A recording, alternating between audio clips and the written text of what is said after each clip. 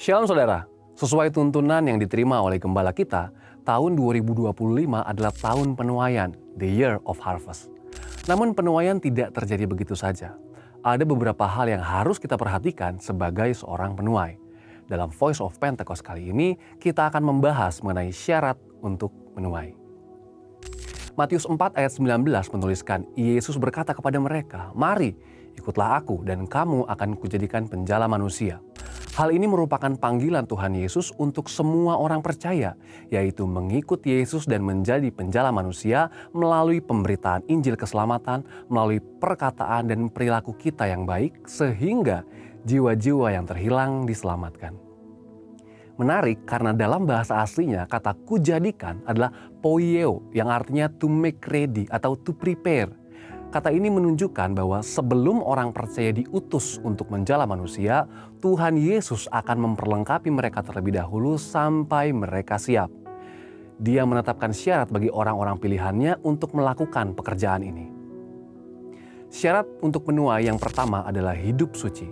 Filipi 2 ayat 15-16a menuliskan, supaya kamu tidak bercacat dan tidak bernoda sebagai anak-anak Allah yang tidak bercela di tengah-tengah orang yang jahat dan sesat ini, sehingga kamu bercahaya di antara mereka seperti bintang-bintang di dunia sambil berpegang pada firman kehidupan.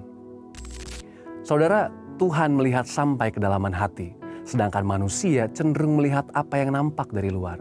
Bagaimanapun fasihnya kita memberitakan Injil, orang-orang akan melihat bagaimana kehidupan kita. Apakah hidup kita selaras dengan firman yang kita beritakan atau tidak? Saat orang memandang cara hidup kita selaras dengan firman Tuhan, berbeda dengan cara hidup dunia, maka mereka akan percaya akan pemberitaan kita dan akhirnya mau menerima Yesus. Syarat untuk menuai yang kedua adalah dipenuhi dengan Roh Kudus. Yohanes 15 ayat 5 menuliskan, "Akulah pokok anggur dan kamulah ranting-rantingnya. Barang siapa tinggal di dalam aku dan aku di dalam dia, ia berbuah banyak. Sebab di luar aku kamu tidak dapat berbuat apa-apa." Banyak orang percaya kepada Roh Kudus tetapi sedikit yang menyediakan tempat baginya dalam kehidupan mereka. Ketika Roh Kudus bergerak, orang percaya baik pria maupun wanita akan bernubuat. Dari yang muda sampai yang tua akan mendapat mimpi dan penglihatan. Mereka akan melakukan pekerjaan-pekerjaan yang telah Yesus lakukan, bahkan yang lebih besar sehingga nama Tuhan dimuliakan. Tuhan bergerak melalui orang percaya yang mempersiapkan diri mereka sesuai dengan firman-Nya. Nah, bagaimanakah persiapan orang percaya untuk diberdayakan Roh Kudus? Orang percaya harus dimeteraikan Roh Kudus. Ketika seorang percaya kepada karya keselamatan Tuhan Yesus di kayu salib, maka orang tersebut dimeteraikan dengan Roh Kudus sebagai jaminan keselamatan. Roh Kudus mulai berdiam di hati orang yang percaya kepada Tuhan Yesus. Lalu dibaptis Roh Kudus. Baptisan Roh Kudus bukanlah untuk keselamatan, tetapi pemberdayaan dari Roh Kudus untuk melengkapi orang percaya bagi pelayanan. Baptisan Roh Kudus terjadi sebagai penggenapan janji Tuhan kepada murid-muridnya. Baptisan Roh Kudus memberdayakan mereka menjadi saksinya. Roh Kudus memberikan kemampuan, keefektifan, keefisienan dalam kesaksian mereka. Jadi baptisan Roh Kudus sejatinya diberikan untuk pemberitaan Injil. Gereja Betel Indonesia meyakini bahwa tanda awal orang dibaptis Roh Kudus adalah berbicara dalam bahasa roh. Dan kemudian dipenuhi Roh Kudus. Pemenuhan Roh Kudus terjadi ketika seseorang membangun keintiman dengan Roh Kudus melalui doa, pujian dan penyembahan hari demi hari dan menghasilkan buah Roh Kudus. Syarat untuk menuai yang ketiga adalah bersedia diutus. 2 Korintus 5 ayat 18-20 menuliskan, "Semuanya ini dari Allah yang dengan perantaraan Kristus telah mendamaikan kita dengan dirinya dan telah mempercayakan pelayanan pendamaian itu kepada kami.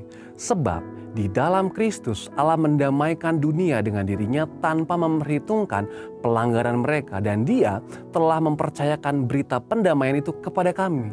Jadi kami ini utusan-utusan Kristus, sebab Allah menasihati kamu dengan perantaraan kami. Dalam nama Kristus kami meminta kepadamu, berilah dirimu didamaikan dengan Allah." Pendamaian merupakan pemulihan hubungan orang berdosa ke dalam persekutuan dengan Allah yang diterima melalui iman dan pertobatannya dalam Kristus. Tuhan sudah mendelegasikan otoritas kerajaan Allah di bumi melalui gerejanya. Gereja telah dipercayakan sekaligus bertanggung jawab atas pelayanan pendamaian, membawa semua orang untuk diperdamaikan dengan Allah. Kita sedang berada di dalam masa penuaian jiwa yang terbesar dan terakhir di akhir zaman ini. Waktu Tuhan selalu tepat untuk penuaian jiwa. Tetapi tanggung jawab dan kesiapan seorang penjala manusia sangatlah penting untuk penuaian jiwa. Sekarang saatnya kita bergerak sebagai seorang penuai. Bersiaplah, harvest now. Saudara, untuk penjelasan lebih lengkap dari tim teologi kami, silakan buka link yang ada di atas atau scan QR Code yang tersedia. Tuhan Yesus memberkati.